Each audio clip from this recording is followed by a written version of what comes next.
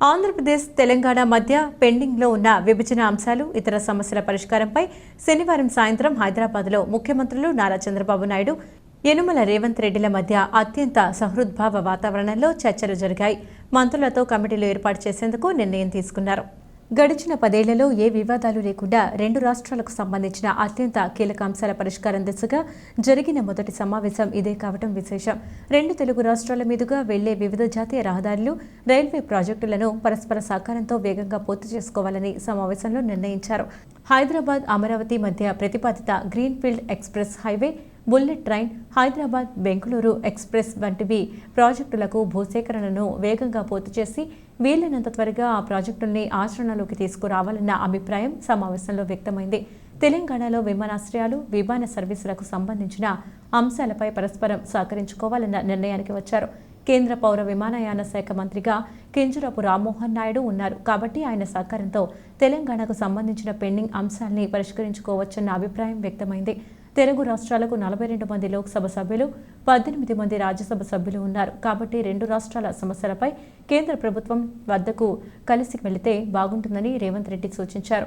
2 రాష్ట్రాల్లోనూ వేర్వేరు పార్టీలు అధికారంలో ఉన్నాయి కాబట్టి రాజకీయంగా అది సాధ్యం కాదని చంద్రబాబు పేర్కొన్నారు. 2 రాష్ట్ర ప్రభుత్వాల స్థాయిలో కలిసి ప్రయత్నం చేయవచ్చన్నారు. 2 రాష్ట్రాల అధికారుల కమిటీల మధ్య వీలైనంత తరచుగా సమావేశాలు జరగాలని, అధికారులు పరస్పరం మాట్లాడుకుంటూ అన్ని అంశాల్ని వేగంగా పరిష్కరించాలని నిర్ణయించారు.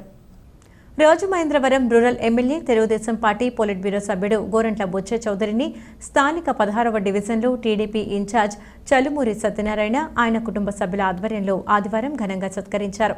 తనపై ఇంత అభిమానం చూపుతున్న మీకు ఏమిచ్చి రుణం తీర్చుకోను అంటూ గోరంట్ల భావోద్వేగానికి గురయ్యారు.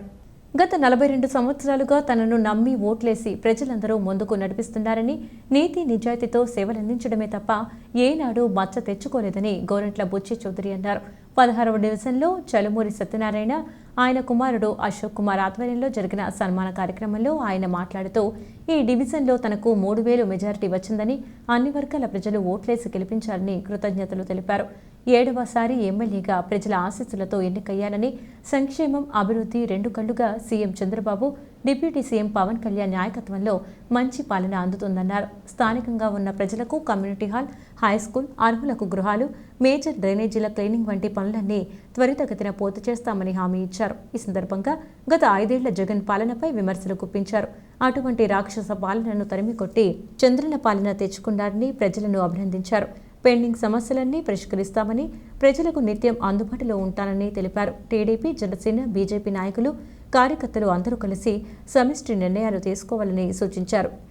ఇన్నీసుపేట బ్యాంకు చైర్మన్ కోళ్ల అచ్యుతరామారావు, టీడీపీ రాష్ట్ర కార్యదర్శి వాసిరెడ్డి రాంబాబు, జిల్లా ఉపాధ్యక్షుడు మాని వాసుదేవ్, రూరల్ అధ్యక్షుడు మత్సేటి ప్రసాద్, మాజీ కార్పొరేటర్లు బూరా దుర్గాంజనేయరావు, మానుపాటి తాతారావు, నాయకులు ఏలూరి వెంకటేశ్వరరావు, రొంపిచెల్ల యాంటోనీ, సూరంపూడి శ్రీహరి, గాడి శ్రీను, కసిరెడ్డి దుర్గాప్రసాద్, మట్టా శ్రీను తదితరులు పాల్గొన్నారు. ఒకే గుర్తు మీద, ఒకే నాయకుడు నాయకత్వం మీద నేను పోటీ చేశాను. 7 సార్లు గెలిపించారు మీ అందరి కృషి వల్ల, నగరంలో కానీ రూరల్లో కానీ. ఆ రోజున రూరల్లో ఉన్నప్పుడు, నగరంలో ఉన్నప్పుడు కూడా నగర పరిధిలో 4 సార్లు, రూరల్లో 3 సార్లు గెలిపించారు. కష్టాల్లో కూడా మీరు నాకు అండగా ఉన్నారు. ముఖ్యంగా ఈ ప్రాంతంలో 16వ డివిజన్కి సంబంధించి 82లో పార్టీ ప్రారంభించిన దగ్గర నుంచి కూడా బడుగు బలహీన వర్గాల ప్రజలు తెలుగుదేశం పార్టీకి అండగా ఉన్నారు. ఎప్పుడు కూడా గెలుపులో సహకారం అందించారు. మీ అందరికీ నేను రుణపడి ఉన్నాను, సౌజన్యంగా మనవి చేస్తున్నాను. ప్రతి మహిళకి 1500 రూపాయలు నెల ఇస్తానన్న కార్యక్రమం ఉంది. ఆర్టీసీ బస్సులో ఉచిత ప్రయాణం ఉంది. 2 కూడా త్వరలో ప్లాన్ చేసి అమలు చేయబోతా ఉన్నారు. దాన్ని కూడా సర్వే చేసి ఇచ్చిన మాట నిలబెట్టుకునే చంద్రబాబు గారు, పవన్ కళ్యాణ్ గారు, తెలుగుదేశం ఎన్డీఏ ఇవాళ మోడీ గారి సారథ్యంలో, చంద్రబాబు గారి నాయకత్వంలో, పవన్ కళ్యాణ్ గారి సహకారంతో మనం ముందుకెళ్తున్నాం. ఈ 3 పార్టీలు కలిసి నష్టపోయిన రాష్ట్రాన్ని బాగు చేయాలి. అమరావతి లేదు, రాజధాని లేదు, పోలవరం నాటి ప్రాజెక్టుని గండికొట్టారు, నీటిపారుదల లేదు, పరిశ్రమలు లేవు, పెట్టుబడి లేవు. మళ్ళా మొదలైంది. గతంలో 5 ఏళ్ళు కష్టపడి లైన్లో పెట్టారు చంద్రబాబు గారు. అలాంటి పరిస్థితి మళ్ళా పూర్తిగా దివాళా తీయించారు. 11,50,000 కోట్ల అప్పు ఉంది. సాలీనా అసలు వడ్డీలో 1,00,000 రూపాయలు కట్టాలి, 1,00,000 కోట్లు కట్టాలి. మనకు వచ్చే ఆదాయంలో 60,000 కోట్లకి 1,00,000 కోట్లు కట్టే దౌర్భాగ్యస్థితిలో జగన్మోహన్ రెడ్డి పెట్టి వెళ్ళాడు. అయినా కూడా ధైర్యంగా పరిశ్రమలు రావాలి, పెట్టుబడులు రావాలి, ఆదాయాలు పెరగాలి, పేదరిక నిర్మూలన జరగాలి. ప్రతి బాధితుడికి కూడా సహాయం అందేలాగా కార్యాచరణతో మనం ముందుకు సాగుదాం.